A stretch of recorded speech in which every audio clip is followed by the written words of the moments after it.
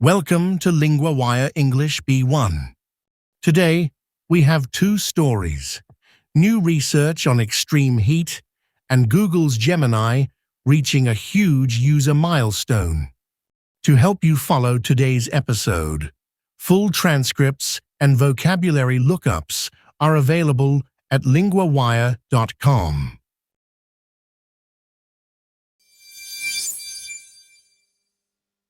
Extreme heat, measured hour by hour.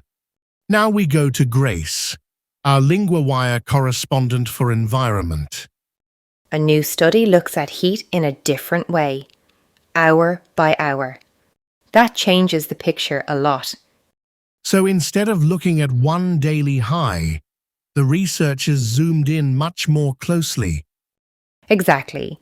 They compared each hour with the same hour in the past. So 8 a.m. was compared with other 8 a.m. temperatures. They did that for every hour of the day.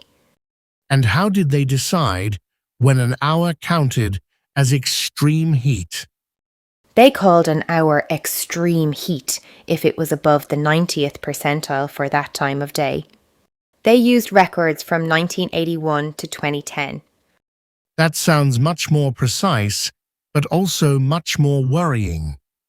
It is.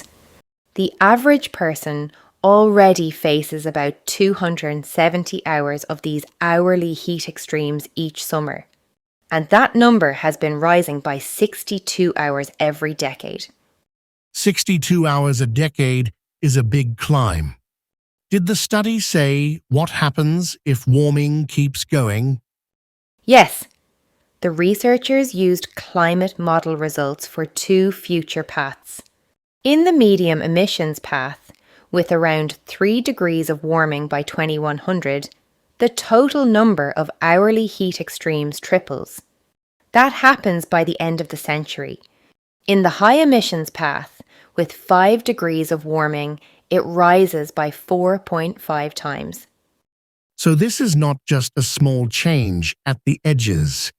It is a much hotter daily life. That is the key point. A half-degree rise in global temperature adds about 200 hot hours per summer in the study's results. A small change on a chart can mean many more dangerous hours outside.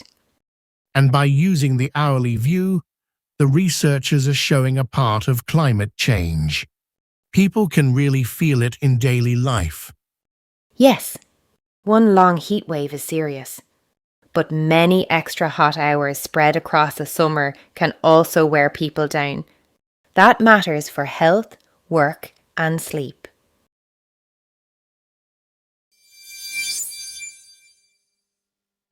Gemini hits 1 billion monthly users. Now we go to Liam, our LinguaWire correspondent for technology. Google says Gemini has reached 1 billion monthly active users.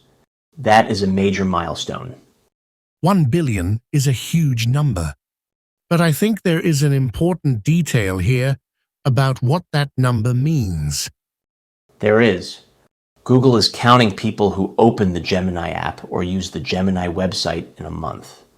It is not counting every person who sees Gemini inside Gmail, Drive, Search, or other Google products.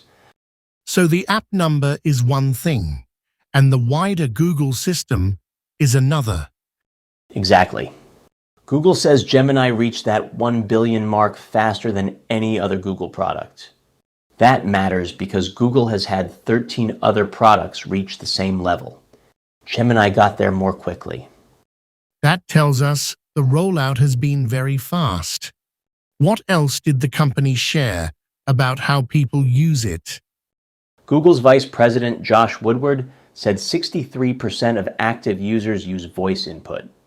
He also said more people are becoming voice-only users. That means they speak to the chatbot instead of typing. So the phone is becoming something more like a talking tool than a typing tool. That is part of the shift. Woodward also said that among Gemini Live users, 20% share camera feeds and screens to get help. That is a very hands-on kind of use. And I saw there was also a school angle in the numbers. Yes. Woodward said 38% of school-related requests include an attachment. So Google is working on new study tools. He said those tools should come in the coming weeks. And there is still the bigger question behind all this. Can the growth continue if the product changes more slowly? That is the concern. The announcement is strong, but the article also points to slower model releases. So the big user number does not remove pressure on Google. It shows how quickly AI has moved from a new idea to an everyday product. But it also shows how hard it is to keep users interested over time.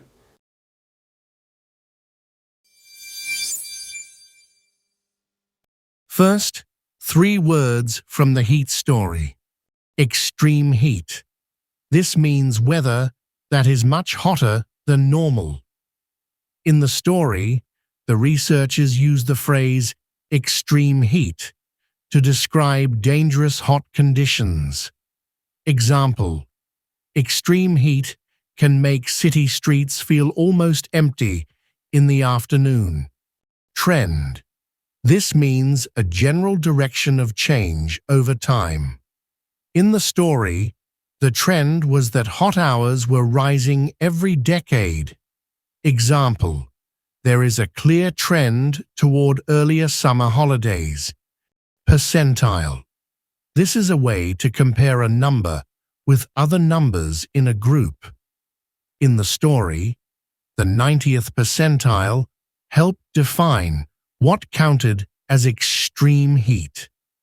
Example: her test score was in the 90th percentile for the class. Now the grammar point: be used to plus verbing. We use this structure to talk about something that is normal or familiar to someone. Example 1. We are used to hot summers now. Example 2.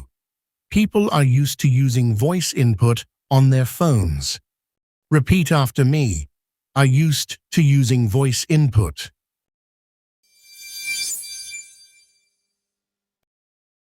LinguaWire isn't only a podcast.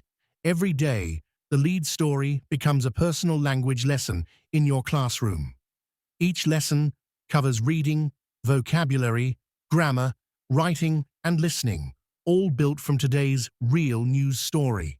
Start today on linguawire.com.